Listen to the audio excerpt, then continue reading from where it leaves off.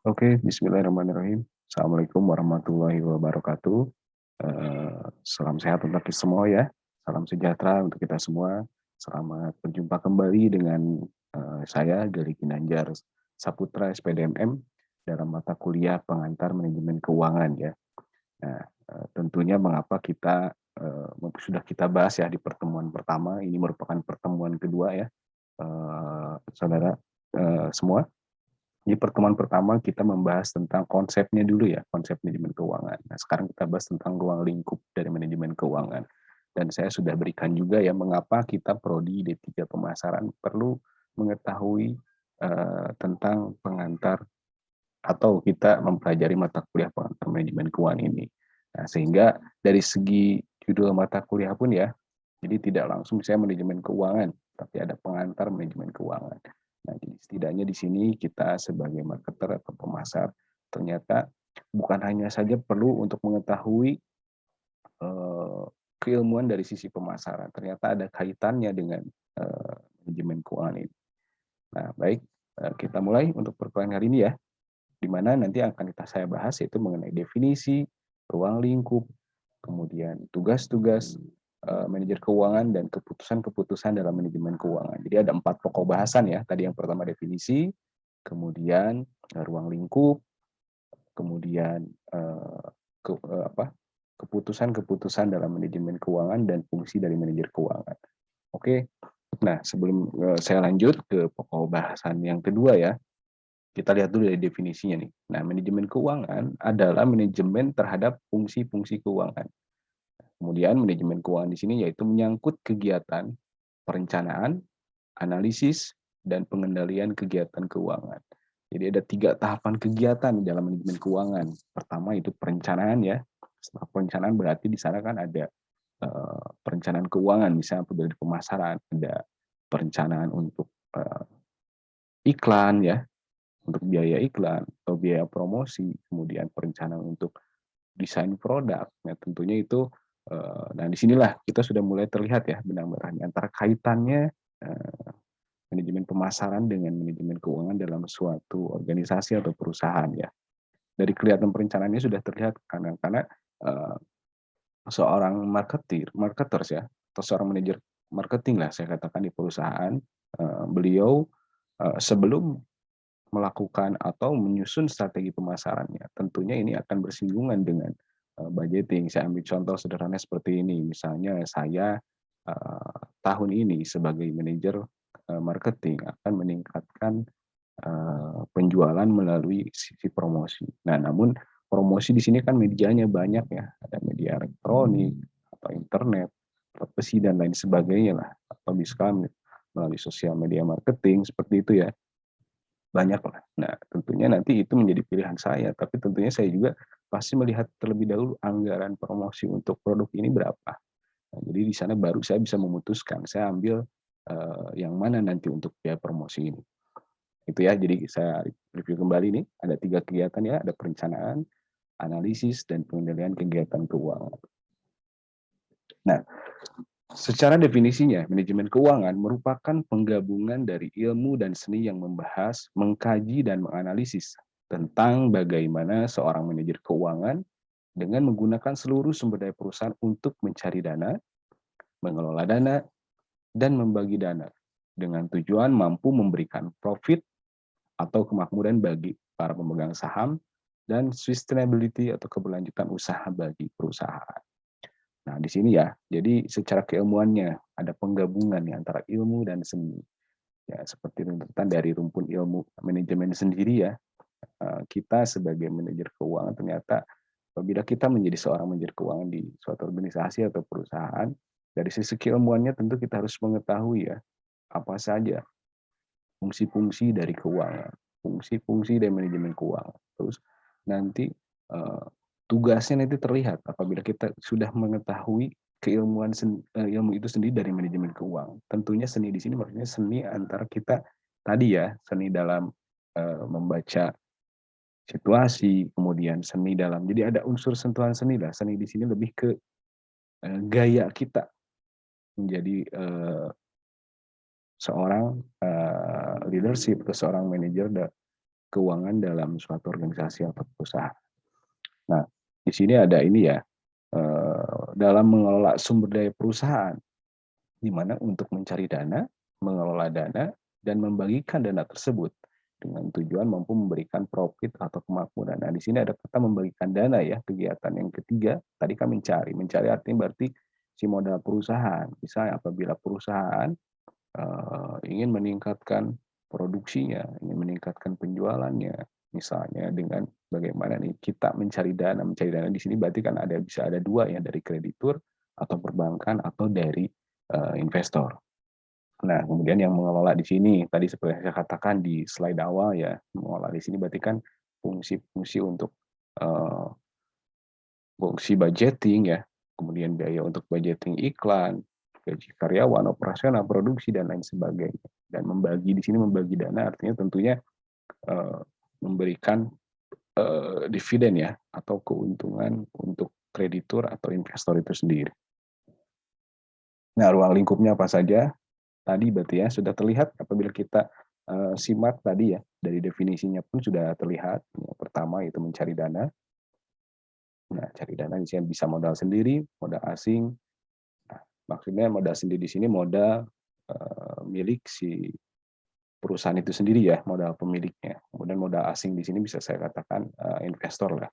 Namun sebetulnya masih ada ini satu ya, tadi saya katakan ada kreditur atau dari perbankan. Bagaimana mengelola dana di sini ya, bagaimana manajer keuangan seorang penghindar risiko. Seorang penghindar risiko di sini berarti artinya keputusan-keputusan si manajer keuangan dalam mengelola dananya harus betul-betul menggunakan strategi yang tepat ya. Tepat di sini dalam artian kan semua divisi fungsi manajemen dalam organisasi atau perusahaan, katakanlah di sini ada SDM ya, kemudian ada pemasaran, ada operasi atau produksi ya, kemudian ada keuangan itu sendiri. Nah, di sana kan semua divisi itu pasti memerlukan anggaran ya untuk melakukan aktivitasnya. Nah, di sini jadi mana nih seorang manajer keuangan cara mengelolanya, mana untuk biaya operasional perusahaan, biaya produksi dan lain sebagainya. Yang ada membagikan dana ya. Nah, di sini salah satunya itu pembagian dividen atau dividen di sini yaitu pembagian keuntungan terhadap kepemilikan saham. Nah, jadi maksudnya ketika si investor menginvestasikan dananya di perusahaan kita, apabila kita seorang manajer keuangan, ternyata di sana kita harus bisa membagikan dana tersebut ya terhadap investor tersebut. Itu di sini istilahnya dividen, pembagian keuntungan terhadap kepemilikan saham. Nah, kemudian pokok bahasan kita selanjutnya itu mengenai fungsinya. Nah, fungsinya itu sebagai pedoman. Nah, jadi fungsi dari manajemen keuangan ini yaitu sebagai pedoman bagi manajer perusahaan dalam setiap pengambilan keputusan yang dilakukan. Nah, pedoman ini ada 3 ya. Pedoman seorang manajer keuangan pertama dilihat dari SAK atau standar akuntansi keuangan. Kemudian GAAP, General Accepted Accounting Principle. Dan yang ketiga, undang-undang dan peraturan tentang pengelolaan keuangan perusahaan. Jadi ini ketiga pedoman ini harus betul-betul dikuasai oleh seorang manajer keuangan dalam perusahaannya. Nah, masih dalam kaitannya dengan fungsi. Nah, fungsi di sini fungsi manajer keuangan kaitan dengan manajemen pemasaran. Nah, ini benang-benang ketemu ya. Yaitu menempatkan setiap keputusan secara jauh lebih bijaksana. Keputusan bidang periklanan bisa mempengaruhi keputusan keuangan. Nah, ini ya seperti yang saya tadi jelaskan di awal juga ya. Jadi benang merah atau titik temu antara manajemen pemasaran dengan keuangan di mana salah satunya di sini ya, walaupun apabila kita lakukan studi analisis kasus sebetulnya masih jauh ya, masih banyak juga ya di samping dua hal ini. Namun dalam buku sumber yang sudah saya informasikan ya, sumber buku ini menyatakan ada dua hal ini kaitannya dengan manajemen pemasaran. Nah, jadi ini apabila kita misalnya di rekan-rekan sendiri di sini ada yang bertanya, mengapa Pak kita kan prodinya manajemen pemasaran, mengapa kita harus mempelajari tentang manajemen keuangan? Nah, ini salah satunya ya. Ternyata kita walaupun misalnya kita seorang menjadi seorang manajer marketing atau manajer pemasaran dalam sebuah perusahaan, walaupun kita secara strategi, secara manajemen hubungan pelanggannya, kita sudah oke, namun tentunya di samping itu kita harus melihat dulu. Karena kan apabila kita sudah terjun ke dunia nyata, dalam artian ke dunia perusahaan, ke dunia industri, eh, di samping strategi tepat, ya artinya tujuan bisnis ujung-ujungnya ya, walaupun orientasinya terhadap produk, orientasinya terhadap pelanggan, tetap ya tujuan perusahaan itu berujungnya di laba. Ya, artinya kita bersinggungan dengan keuangan di sini. Itulah salah satu alasan mengapa di prodi kita ada ini ya, mata kuliah tentang manajemen keuangan. Namun ini sifatnya pengantar ya rekan-rekan, sehingga mata kuliahnya pun kan pengantar manajemen keuangan. Nah, tujuannya apa? Pertama itu untuk memaksimumkan nilai perusahaan, menjaga stabilitas finansial dalam keadaan yang selalu terkendali. Kemudian memperkecil risiko perusahaan di masa sekarang dan yang akan datang. Nah, tugas manajer keuangan ya, saya langsung percepat.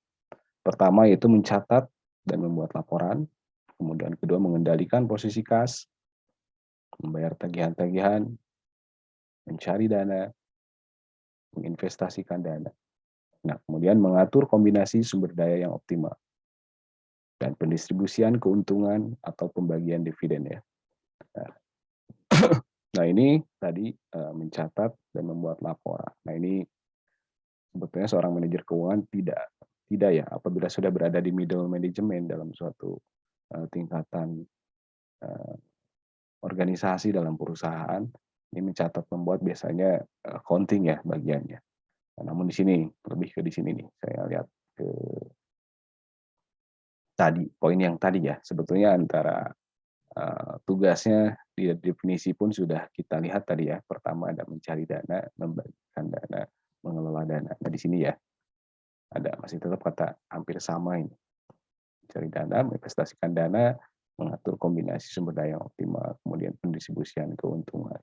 Jadi kan mencari, mengelola, ada mengatur di sini ya, kombinasi mengelola, kemudian membagikan atau menginvestasikan dana yang dimiliki perusahaan. Apabila perusahaan tersebut profitnya sudah tinggi misalnya ingin diinvestasikan, itu tentunya yang membuat keputusan atau kebijakan salah satunya itu manajer keuangan. Kemudian pendistribusian keuntungan tadi yang pembagian dividen tadi ya untuk para investor. Nah, keputusannya sehingga ini sebetulnya ada saling keterkaitan ya antara tadi dari definisi, kemudian dari tugas dan fungsi, dan keputusannya pun sama ya. Rasanya pertama ada keputusan investasi yang kita bahas. Itu investasi merupakan aktivitas penggunaan dana dalam keseluruhan aset perusahaan. Secara garis besar, keputusan investasi dapat dikelompokkan ke dalam investasi jangka pendek maupun investasi jangka panjang. Ya, jadi ini ada dua investasi ya, jangka pendek maupun investasi jangka panjang. Kalau tadi misalnya ketika mencari dana investasi berarti dari eksternal ke internal, ada dana masuk. Ini keputusan investasi. Jadi maksudnya yang di sini si manajer keuangan bagaimana apabila misalnya sudah melihat nih laporan keuangan sudah akhir periode sudah terlihat dari segi profit, dari segi laba ya, laba perusahaan sudah terlihat. Kemudian nanti perubahan arus modalnya, arus kasnya dan neracanya sudah terlihat oleh seorang manajer keuangan. Jadi nanti dia, wah misalnya layaknya perusahaan kita nih bikin produk baru, keputusan-keputusan salah satunya ya, misalnya keuntungan lebih, saya anggaplah saya seorang manajer keuangan kembali, misalnya saya ke atasan saya, Pak ini kita lagi bla bla bla nih, kita mau bikin produk baru atau bagaimana Pak misalnya. Kan sayang juga ya kalau kita punya uang, misalnya seorang pebisnis, dana modal besar misalnya tidak diputarkan kembali. Nah, salah satunya misalnya seorang manajer keuangan mengambil kebijakannya yaitu untuk memutuskan menginvestasikan dana perusahaan tersebut. Katakanlah sekarang banyak kan ya, misalnya perusahaan A wah, ingin menginvestasikan. Kadang ada perusahaan yang membuat properti sendiri. Katakanlah saya ambil contoh misalnya PT Jasa Marga Persero ya, yang tadinya hanya fokus di pemeliharaan jalan tol atau di manajemen jalan tol, namun misalnya menginvestasikan dananya untuk membuat PT Jasa Marga Properti misalnya, ya ini contoh saya ilustrasi ya. Nah, PT Jasa Marga Properti itu diperuntukkan untuk karyawan-karyawan Jasa Marga. Kemudian keputusan pendanaan. Untuk melakukan investasi diperlukan jumlah dana yang harus diperoleh atau digali oleh perusahaan. Itu financing decision ya. Nah, ini keputusan pendanaan. Kemudian yang terakhir, yaitu keputusan dividen. Itu menyangkut tentang keputusan apakah laba yang diperoleh perusahaan seharusnya dibagikan dalam bentuk dividen kepada pemegang saham atau laba tersebut sebaiknya ditahan guna investasi di masa mendatang. Nah, kemudian keputusan sudah. Nah, apabila kita melihat dari sini ya. Jadi nanti kita di pembahasan-pembahasan selanjutnya kita akan lebih tekankan di analisis laporan keuangannya ya. Jadi kita melihat rasio-rasio keuangan. Nah, namun sebelum nanti kita bahas pertemuan selanjutnya mengenai analisis laporan keuangan. Nah, ini ya rekan-rekan apabila kita lihat dari slide ini. Nah, jadi gini nih. Nah, seperti kita ketahui misalnya berdasarkan dari kegiatannya perusahaan dibagi menjadi 3 ya, ada jasa, ada dagang, ada manufaktur atau pabrik. Ada kegiatannya apabila jasa kan hanya menjual jasa pada pelanggan. Kemudian perusahaan dagang membeli barang dagangan, kemudian menyimpan barang dagangan tersebut dan menjual kembali barang dagangan tersebut. Manufaktur membeli bahan baku, menyimpan bahan baku, mengelola bahan baku dan menyimpan barang dalam proses sehingga menyimpan barang jadi dan kemudian menjual barang jadi tersebut ya. Jadi secara kegiatan yang paling kompleks tentunya yang manufaktur. Nah, ini kan berimbas ya terhadap pencatatan laporan keuangannya sendiri. Nah, lanjutannya coba kita lihat.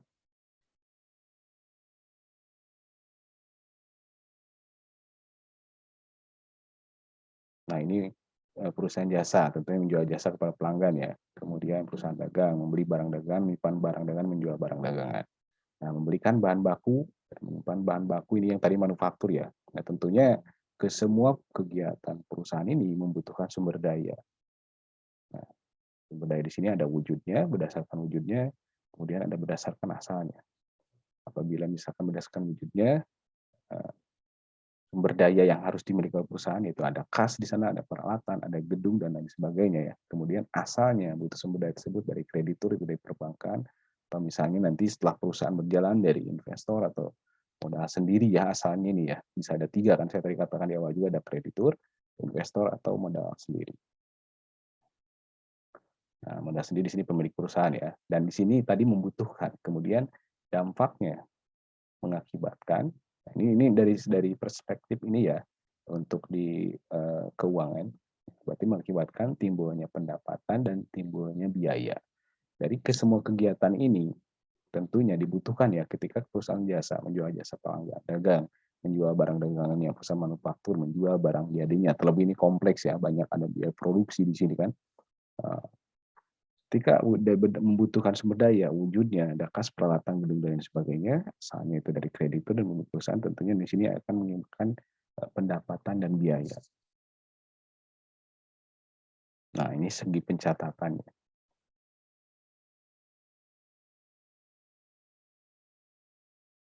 Nah, apabila akibatnya itu dicatatkan di laporan laba rugi ya yang kita kena. Jadi nanti ini yang kita analisis ini salah satunya ini atau laporan rugi. Ini termasuk pencatatan ya, pencatatan dalam akuntansi laba rugi karena akibat dari ini adanya pendapatan dan ada biaya. Dan ini membutuhkan sumber daya. Nah, wujudnya ada asalnya, dilaporkannya di neraca. Yang nanti di sini ada kas, berarti ada laporan perubahan kas atau laporan perubahan modal dan lain sebagainya ya. Jadi nanti kita bahas laporan keuangan itu apa saja sih, namun secara garis besar salah satunya ini. Ada 2 ini ya, ada laba rugi, kemudian ada neraca. Walaupun nanti ada laporan perubahan modal, nanti tambahannya ya kita bahas di pertemuan selanjutnya. Nah mungkin cukup sampai di sini dulu, saudara ya, rekan-rekan semua, adik-adik semua, untuk pertemuan atau perkuliahan pertemuan kedua ini ya dengan saya mengenai ruang lingkup manajemen keuangan. Jadi nanti untuk tugas kemudian share diskusi kita akan gunakan Spada ya. Jadi setelah saya close presentasi ini, nanti rekan-rekan silahkan bertanya melalui forum diskusi ya pada Spada Untirta ya. Jangan lupa login menggunakan akun masing-masing. Jadi nanti terlihat ya pertanyaan dari si A, si B, dan saya akan langsung berikan komentar di sana. Nah, kemudian untuk tugas juga saya nanti akan buatkan assignment ya pada activity tugasnya. Nanti tugasnya apa saja. Oke, mungkin cukup sekian ya. Sebelum saya tutup, mohon maaf apabila saya masih ada kekurangan dalam penyampaian materi ini. Eh, Salam sukses untuk kita semua. Salam sejahtera. Ya, salam untuk keluarga di rumah rekan-rekan ya. Sampai berjumpa kembali dengan saya di kelas virtual selanjutnya. Wabillahi taufik wal hidayah. Assalamualaikum warahmatullahi wabarakatuh. Oke, tadi ya pertanyaan silahkan langsung di forum diskusi sepadanya Untirta. Oke, saya izin live duluan rekan-rekan.